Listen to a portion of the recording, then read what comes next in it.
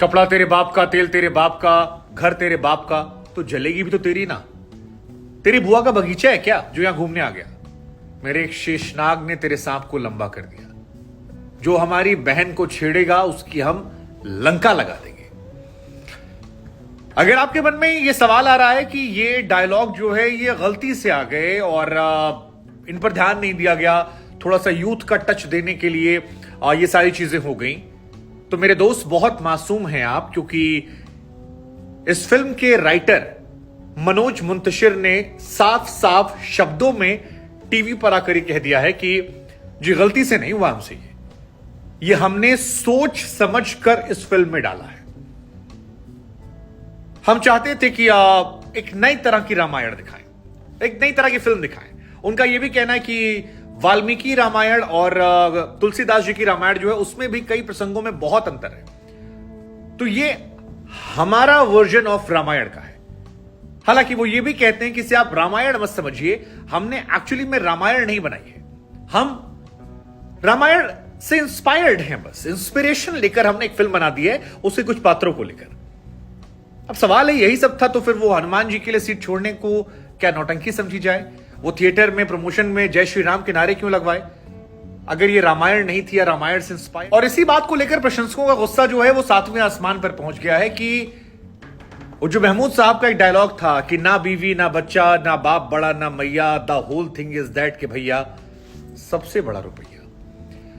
क्या रुपयों को कमाने के लिए आप किसी भी हद तक जाकर जस्टिफाई कर देंगे? हालांकि इस फिल्म को लेकर विवाद तभी शुरू हो गया था जब राघव और बाकी सारे नाम निकलकर सामने आए, तो लोगों ने कहा यार अगर आप रामायण बनाकर बेचने की कोशिश कर रहे हो, अगर आप लोगों से कह रहे हो कि आप देखने आइए, राम का उद्घोष होगा, थिएटर में जय श्री राम के नारे लगेंगे, आप ये कह रहे हैं कि राम जी का महिमा मंडन जो है वो पहली बार इतने बड़े पर्दे पर इतने भव्यता से किया जाएगा, तो उस भव्यता को लेकर एक जिम्मेदारी आपको निभानी पड़ेगी। और राजा राम जो हैं वो इस देश में चाहे हिंदू हो या मुसलमान हो सबकी मूल आत्मा में समाये हुए। राम का मतलब मर्यादा होता है, राम का मतलब प्रेम होता है, राम का मतलब त्याग होता है, समर्पण होता है, हनुमान जी का मतलब भक्ति आस्था होता है, सीता जी जो हैं वो अपने व्यक्तित्व से लोगों को प्रभावित करती हैं। और जब इनसे आप ये चीजें निकाल लेते हैं तो फिर सवाल खड़ा होता है कि इसकी जरूरत क्या थी। और अगर यह फिल्म आपने रामायण को ध्यान में रखकर नहीं बनाई थी, केवल इंस्पायर्ड थे, तो फिर रामायण के नाम पर आपने बेची क्यों थी? क्योंकि उसी को लेकर लोग, कहीं ऐसा तो नहीं कि वाल्मीकि जी ने रामायण लिखी थी, तुलसीदास जी ने लिखी थी, तो इस फिल्म के जो डायरेक्टर साहब हैं या जो राइटर साहब हैं उनको यह लगा कि यार हम भी इतिहास में अमर हो जाते हैं और एक रामायण दे जाते हैं। अब वो नहीं कह रहे, शुरुआत में तो यही कहा जा रहा था, बार बार हम कह रहे हैं, क्योंकि हनुमान जी से यह संवाद की जब पूंछ में आग लगाई गई तो उनसे पूछा जाए तेरी जली ना अभी और जलेगी, और फिर हनुमान जी पलट कर कहें कि तेल तेरे बाप का, घर तेरे बाप का, तो फिर जलेगी भी तो तेरे बाप की ना।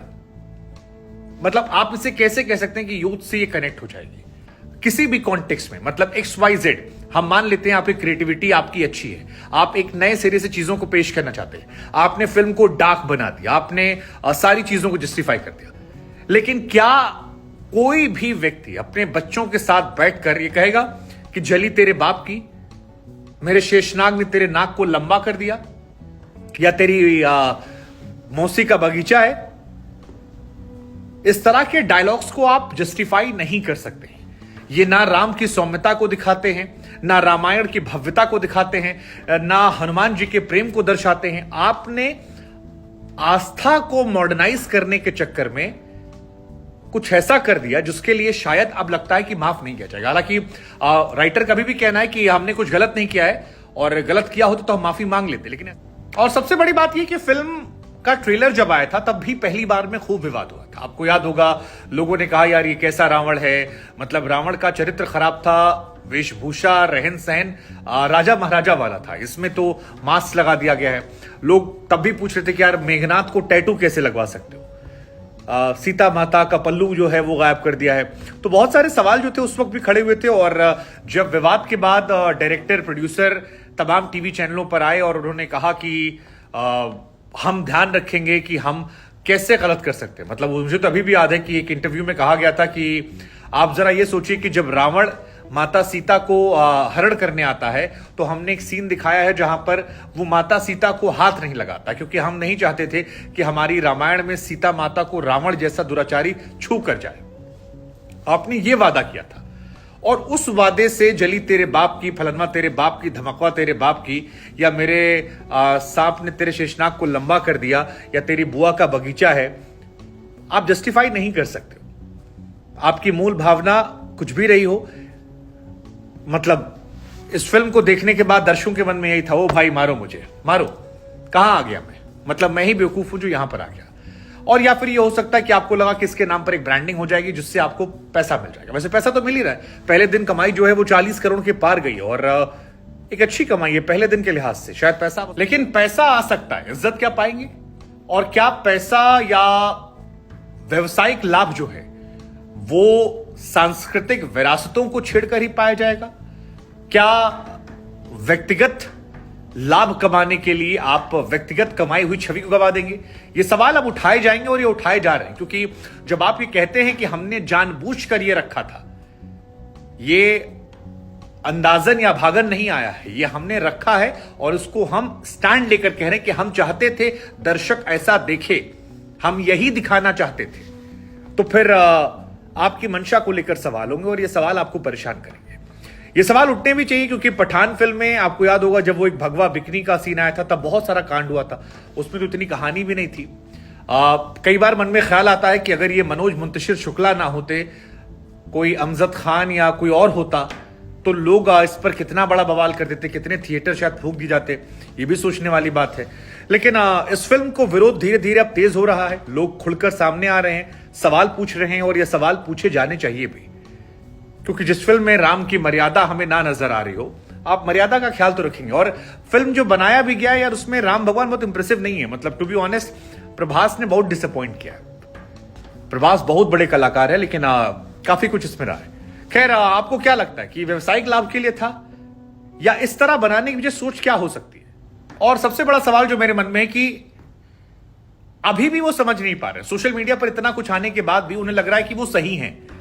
उनका ये कहना है कि हमने भगवान राम की मूल भावना के साथ खिलवाड़ नहीं किया, हमने दिखाया कि रावण आखिर में मारा गया, राम भगवान की जीत हुई, और ये तमाम चीजें उसमें बता रहे हैं वो कि ये सही है, हमने मूल भावना रख दी, बाकी क्रिएटिव फ्रीडम हमने ले लिया। अब एक सवाल ये भी क्रिएटिव फ्रीडम को लेकर कि क्रिएटिव फ्रीडम जो है वो हमेशा हिंदू धर्म पे क्यों होता है? ये सवाल भी सोशल मीडिया पर फैंस ने पूछना शुरू कर दिया कि क्यों हमेशा हिंदू देवी देवताओं के नाम पर ही धार्मिक आजादी उठाई जाती है? क्यों? ये सवाल पूछे जा रहे हैं और पूछे जाएंगे। आप याद होगा काली फिल्म आई थी, उसमें सिगरेट पीते हुए दिखाया गया था। बहुत सारी फिल्में ऐसी हैं जहां पर क्रिएटिव फ्रीडम के नाम पर कहा जाता है कि ये हमारी आजादी है। और उससे बड़ा सवाल सेंसर बोर्ड पास कैसे कर देता है? सेंसर बोर्ड को नहीं देखना होता है?